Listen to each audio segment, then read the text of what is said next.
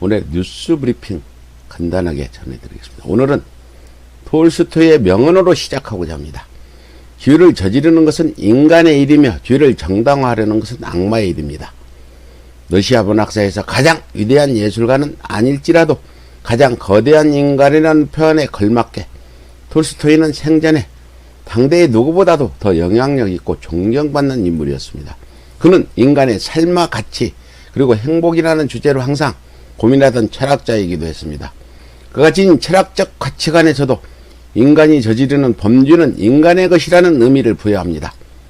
범죄자가 스스로 자신의 범죄를 합리화하는 악행을 경계하려는 의도인 것입니다. 어제는 사자 명예훼손이라는 혐의로 전두환이 법정에 섰습니다. 아직도 끝나지 않은 5.18은 언제쯤 그 모든 진실이 밝혀지게 될까요? 거대 여당의 힘이라는 것이 바로 이럴 때 필요한 일이 아닐까 싶습니다. 첫 번째입니다. 법정에 선 전두환, 진실은 언제쯤 밝혀질 것인가? 고 조비오 신부에 대한 사자 명예훼손 혐의로 재판에 넘겨진 전두환이 어제 오후 2시 광주 지법에서 열린 재판에 출석했습니다. 어제 광주에서는 곳곳에서 전두환은 사죄하라는 시위가 벌어지기도 했습니다. 5월 어머니 소속 어머니들은 경찰과 경호원에 둘러싸여 법원에 입장하는 전두환을 향해 살인자에게 인권이 웬 말이냐, 전두환을 사형시켜라 등을 외쳤습니다. 하지만 5월 단체들은 물리적 충돌은 피하겠다는 비폭력 방침을 세웠기에 그 이후에 별다른 충돌은 없었습니다. 다만 전두환은 법정에서 꾸벅꾸벅 조는 모습을 보였고 심해를 앓고 있다는 사람이 헬기 사격은 없었다는 증언을 뚜렷하게 말한 것으로 알려졌습니다. 전두환은 자신의 회고록에 고 조비오 신부를 거짓말쟁이라고 비난한 것에 대해 유족 측이 사자 명예훼손으로 고소한 것입니다. 사실 전두환 회고록은 전두환이 구술하고 민정기라는 사람이 글을 쓴 저자입니다. 민정기는 전두환 당시에 청와대 비서관을 지낸 인물입니다. 과거 전두환은 한 신문사와의 인터뷰에서 5.18 광주에 대해 북한군 개입설을 처음 듣는 소리라고 말한 바 있습니다. 자신이 대통령 시절에는 북한군 개입에 대해 보고조차 받지 못했다고 말한 바 있는데 엉뚱하게 지만원 때문에 북한군 개입설이 회고록에 등장하게 된 것입니다.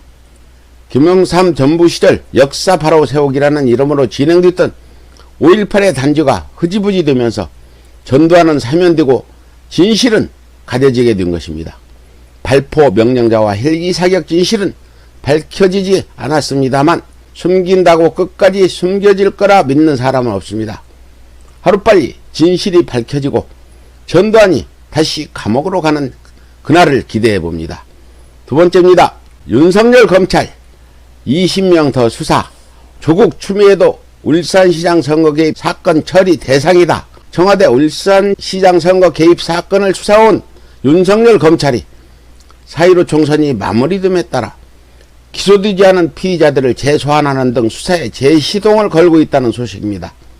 검찰은 울산시장 선거 당시 민정수석이었던 조국 전 법무부 장관과 더불어민주당 당대표였던 추미애 법무부 장관에 대한 처분도 고심하고 있다는 이야기도 들립니다. 검찰은 더불어민주당 중앙당이 송 시장을 단독 공천하는 과정에서 개입했는지도 살펴보고 있는데 당시 당대표였던 추 장관 입김이 작용했는지도 판단할 예정이라 합니다. 윤석열 검찰은 도대체 무슨 짓거리를 하고 있는지 한심하기 그지없습니다. 패스트트랙이나 나경원 일가의 비리는 눈을 감은 채 국민들의 목소리에 귀를 닫은 모양새입니다. 이번 총선에서 국민들이 여당의 압승으로 힘을 실어준 이유는 결국 적폐청산과 중단 없는 개혁에 있다는 의미를 전혀 등한시하고 있는 듯합니다.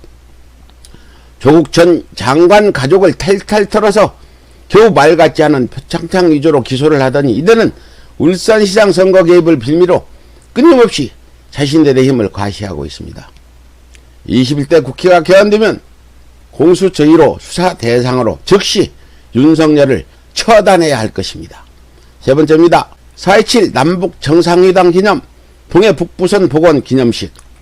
동해 북부선이 53년 만에 복원된다는 소식입니다.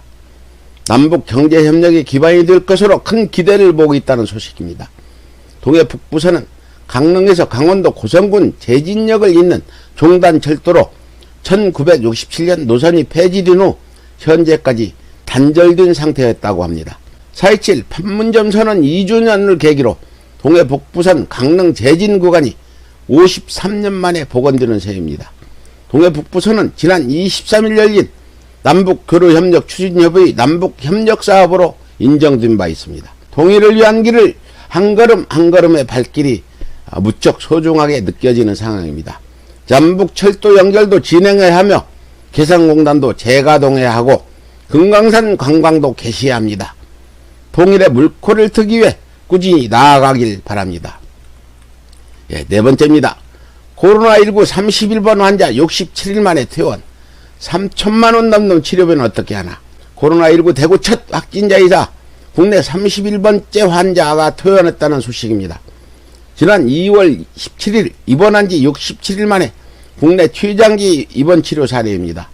2단 신천지 신도인 31번 확진자는 양성 판정을 받기 전 신천지 대구교회 집회에 참석하고 호텔 등을 방문했으며 확진 판정을 받은 후 대구 지역 신천지 신도들을 중심으로 확진자가 폭발적으로 늘어난 바 있습니다.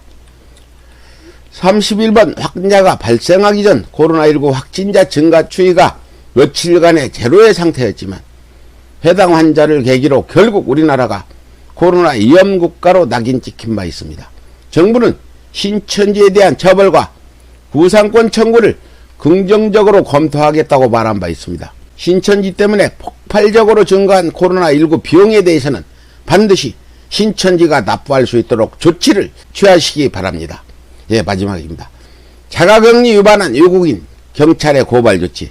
경기도 성남시는 감염병의 예방 및 관리에 관한 법률 위반 혐의로 스페인인 A씨와 그의 한국인 부인 장모 등 3명을 경찰에 고발했다고 밝혔습니다. 시에 따르면 A씨는 부인과 함께 지난 11일 영국 런던에서 인천공항을 통해 입국 분당공 장모 집에 25일까지 자가격리된 바 있습니다. 그러나 자가격리 지침을 어기고 세 차례나 산책을 한 사실이 드러났으며 그 한국인 부인과 장모조차 그에 대한 사실을 거짓 진술했다고 밝혔습니다. 감염예방법에 따라 자가격리를 위반할 경우 1년 이하 징역 또는 1천만 원 이하 벌금에 처해지게 됩니다. 또 역학조사를 방해하거나 거짓 진술 또는 사실을 은폐할 경우 2년 이하 징역 또는 2천만 원 이하의 벌금에 처할 수 있습니다. 대한민국의 거주주인 이국인이라 하더라도 대한민국의 법을 따라야 하는 것은 당연한 일입니다. 그런데 한국인 가족까지 나서서 법을 위반했다는 것은 대한민국의 법 체계를 무시하거나 우습게 생각한다는 증거입니다. 결코 가볍게 처리해서는 안 될 것입니다. 28일 뉴스 브리핑을 전해드렸습니다.